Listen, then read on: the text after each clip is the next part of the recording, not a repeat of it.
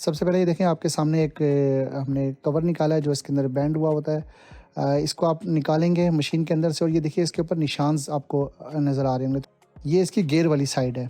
इसके ऊपर थोड़ा-सा आप इसको गौर से देखेंगे तो आपको न समझ आएगी कि इसकी गियर वाली साइड पर वहाँ बना हुआ होता है एज, डबल एज बने हुए होते हैं। ये देखें जिस तरह यहाँ पर है और इसी तरह अब रिबन की आप पोजीशन देख लीजिए कि इसके आप मशीन को भी देखेंगे और यहाँ पर भी ये 2 जगह हैंग हो जाएगा जहाँ पर आपके इसका ये देखेंगे यहाँ पर फिट होगा।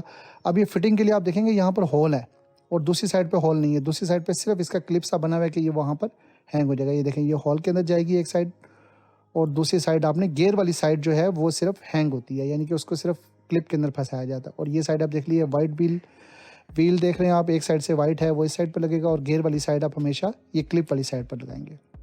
अब इसको मशीन के अंदर इंस्टॉल करते हैं।